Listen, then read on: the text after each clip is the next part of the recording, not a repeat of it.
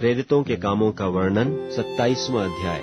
जब यह ठहराया गया कि हम जहाज पर इतालिया को जाएं, तो उन्होंने पौलुस और कितने और बंधुओं को भी यूलियुस नाम औगुस्तुस की पलटन के एक सूबेदार के हाथ सौंप दिया, और अद्रमुत्तियुम के एक जहाज पर, जो आसिया के किनारे की जगहों में जाने पर था, चढ़कर हमने उसे खोल दिया, और अरिस्तर्खुस नाम थिस्सलुनीके का एक मकिदुनी हमारे साथ था। दूसरे दिन हमने सैदा में लंगर डाला, और यूलियुस ने पौलुस पर कृपा करके उसे मित्रों के यहाँ जाने दिया कि उसका सत्कार किया जाए। वहां से जहाज खोलकर हवा विरुद्ध होने के कारण हम कुप्रुस की आड़ में होकर चले, और किलकिया और पंफूलिया के निकट के समुद्र में होकर लूसिया के मूरा में उतरे।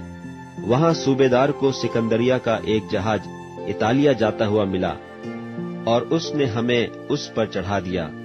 और जब हम बहुत दिनों तक धीरे धीरे चलकर कठिनता से कनिदुस के सामने पहुंचे, तो इसलिए कि हवा हमें आगे बढ़ने न देती थी, सलमोने के सामने से होकर क्रेते की आड़ में चले, और उसके किनारे किनारे कठिनता से चलकर शुभ लंगरबारी नाम एक जगह पहुंचे, जहां से लसिया नगर निकट था।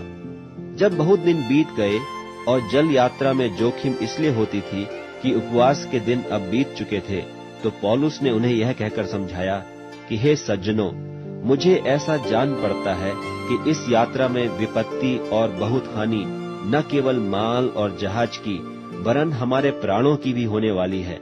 परंतु सूबेदार ने पौलुस की बातों से मांझी और जहाज के स्वामी की बढ़कर मानी, और वह बंदर स्थान जाड़ा काटने के लिए अच्छा न था।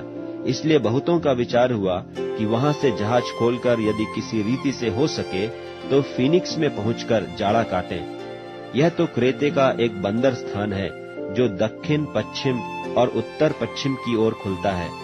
जब कुछ कुछ दक्षिणी हवा बहने लगी, तो यह समझकर कि हमारा मतलब पूरा हो गया, लंगर उठाया और किनारा धरे हुए क्रेते के पास से जाने लगे।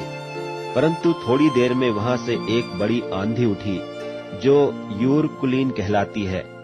जब यह जहाज पर लगी, तब वह हवा के सामने ठहर न सका, सो हमने उसे बहने दिया, और इसी तरह बहते हुए चले गए।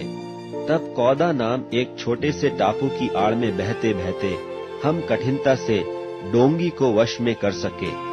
मल्लाहों ने उसे उठाकर अनेक उपाय करके जहाज को नीचे से बांधा, और सुरतिस के चोर बालू पर टिक जाने के भय से पाल और सामान उतारकर बहते हुए चले गए।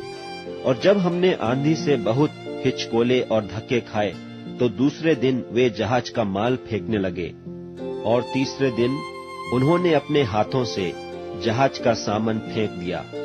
और जब बहुत दिनों तक न सूर्य न तारे दिखाई दिए और बड़ी आंधी चल रही थी, तो अंत में हमारे बचने की सारी आशा जाती रही। जब वे बहुत उपवास कर चुके, तो पौलुस ने उनके बीच में खड़ा होकर कहा, हे लोगों, चाहिए था कि तुम मेरी बात मानकर क्रेते से न जहाज खोलते और न यह विपत और हानि उठाते।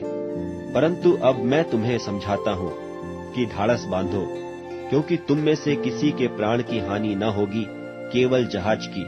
क्योंकि परमेश्वर जिसका मैं हूँ और जिसकी सेवा करता हूँ, उसके स्वर्गदूत ने आज रात मेरे पास आकर कहा, हे पौलुस, मत डर, तुझे कैसर के सामने खड़ा होना अवश्य है। और देख, परमेश्वर ने सबको जो तेरे साथ यात्रा करते हैं तुझे दिया है। इसलिए हे सज्जनों, ढाढ़स बांधो, क्योंकि मैं परमेश्वर की प्रतीति करता हूँ कि जैसा मुझसे कहा गया है वैसा ही होगा, परंतु हमें किसी टापू पर जा टिकना होगा। जब 14वीं रात हुई और हम अद्रिया समुद्र में टकराते फिरते थे, तो आधी रात के निकट मल्लाहों ने अटकल से जाना कि हम किसी देश के निकट पहुंच रहे हैं, और थाह लेकर उन्होंने 20 पुरसा गहरा पाया, और थोड़ा आगे बढ़कर फिर थाह ली तो 15 पुरसा पाया। तब पथरीली जगहों पर पड़ने के डर से उन्होंने जहाज की पिछाड़ी 4 लंगर डाले और भोर का होना मनाते रहे।